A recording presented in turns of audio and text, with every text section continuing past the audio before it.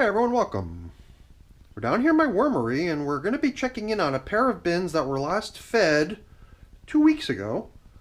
And 2 weeks ago was when these two European nightcrawler worm bins reached 200 days of age, and we gave them a pretty routine feeding, and that feeding included something I like to do in most of my systems, which is a nice top coating of leaves.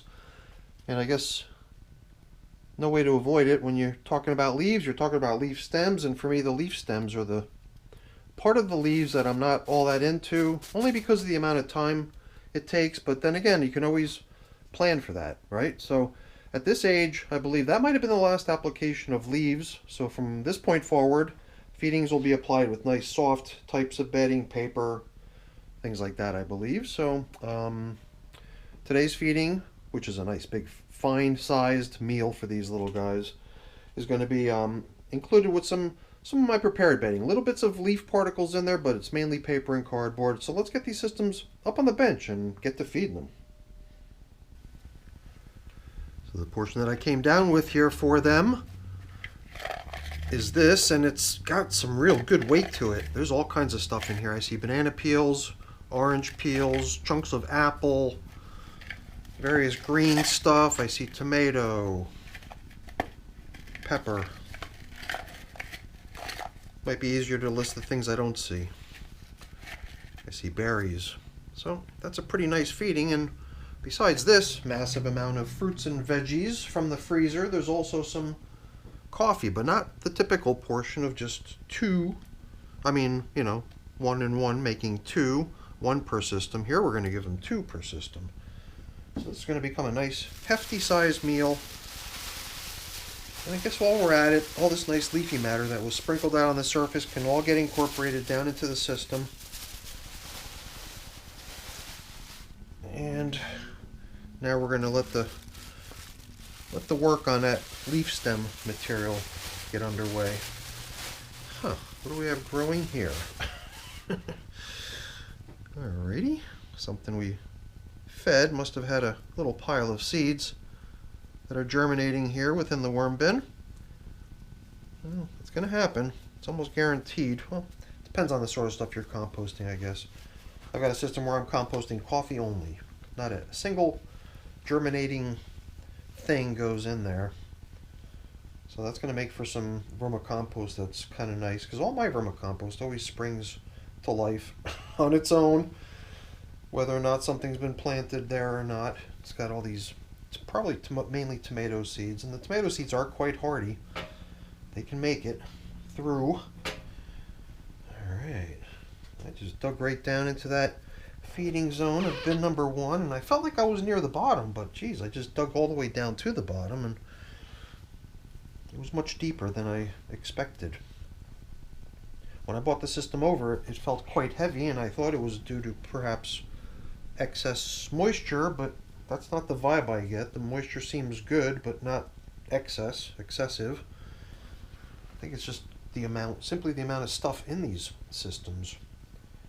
I do remember having the same sort of vibe once recently after completing a feeding, how it seemed to me we were approaching capacity. I wonder if it might have been these systems the last time we fed. I didn't really go through a quick review of the last check-ins video like I often do. And I think I opened it up just so I can quickly scrub through it and get a sense of what was fed and how much, stuff like that, but I certainly didn't listen to my jibber jabber. So we did a nice job excavating a huge space, and I think we're probably going to need it. And I am kind of second guessing whether I want to be super generous with bedding and continue towards possibly working my way out of, you know, not having the space that I like to keep sort of on standby, on reserve to work. Because here, I mean, I'm at the level of the plastic container here, you know. I don't know if it's visible from the camera angle. It's probably not easy to see from there, but yeah. Makes me nervous. I watched a video yesterday.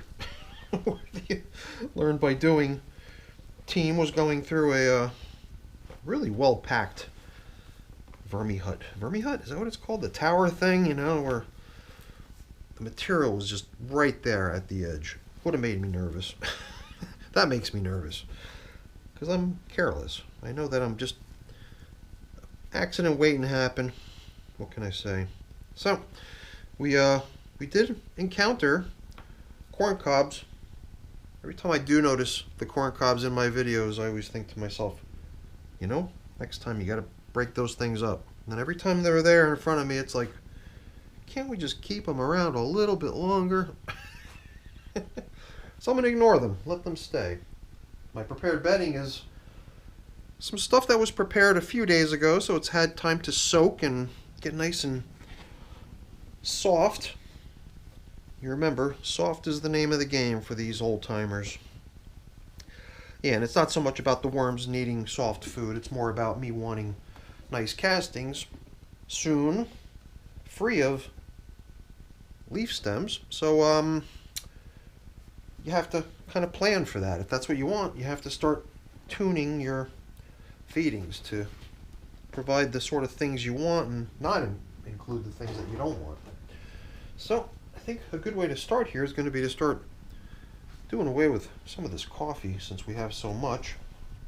A lot of times I'll bring in my worm chow, you know, in this case with double coffee. I think bringing in the worm chow would be excessive. And a lot of people might say, hey, you know, what you just fed there, it's pretty much what the mixed red worms getting coffee only got as far as quantity. And that does seem about right.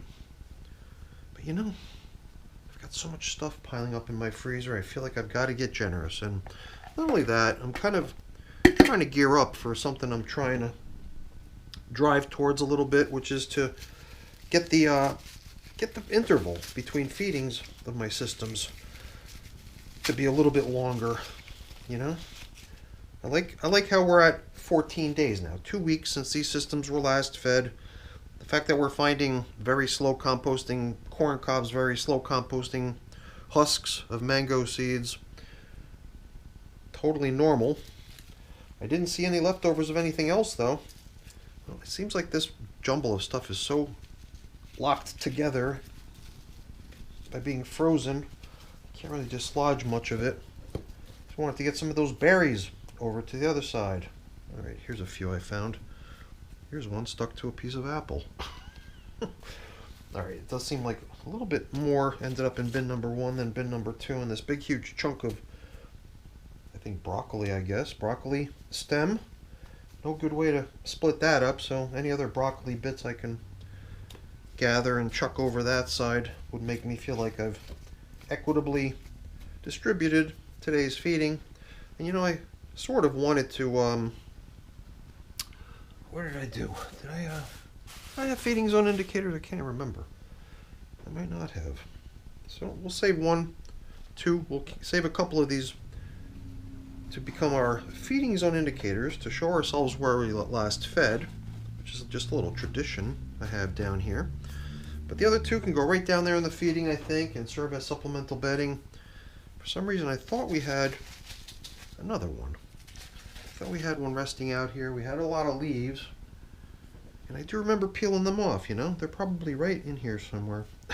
I have this tendency to hide things from myself for some reason. Don't know why. Aha, there it is. Since we've got nice new ones, I always like to promote the old ones. Let them go out in a blaze of glory with a much more significant role in the bin than just sitting on the surface showing where we last fed. Alright, I thought we had another one, and we probably find it in a moment as soon as we stop looking for it actively. And I think we can press on. Get things covered up over here. I can't remember, you know, maybe that would have been a good reason for me to watch the video from last time a little bit more carefully, because something I've been doing in a few of my systems lately, and I can't recall if that was what we did here last time, which was to not disturb the outer reaches of the system and let it go an extra interval between feedings without getting tilled up and disturbed. So as you saw, we just did do a little bit of tilling up of the outer edges, but that was mainly so I can incorporate this leafy matter. That's what was my main objective by doing that. Not so much exploring it, but perhaps here in bin number 1 we could take a closer look at it to say, does it look like stuff that might have been meddled with 2 weeks ago, or perhaps this is the sort of stuff you get if you leave it for a month without messing with it. I think that would be the main reason I'd be interested in seeing the difference. And it does look like we might not have messed with the outskirts of these systems last time, because the material down there, man, it's so nice. And I think it's even nicer now that we've blended in a bunch of leaves. Gonna give the worms that hang out down there all kinds of additional stuff to chomp on and work on for us, get broken down. And let's see, moisture. How do I evaluate moisture? I think everything's good in here, as is already. And then don't forget, we're bringing in a whole bunch of nice juicy stuff. All that frozen fruity and veggie mix. Once that stuff starts thawing out, I think it's going to leave behind a nice amount of moisture added to the system's overall moisture. So I've got a little bit of stuff here to get off my hands. I mean, it's tempting to reach for my squirt bottle and just rinse it off with water, but the last time I used it, it had hardly any charge remaining, not to mention hardly any water remaining. So that's not an option. I guess I'll rub my gloves clean after the video ends, but I don't want to waste your time with that.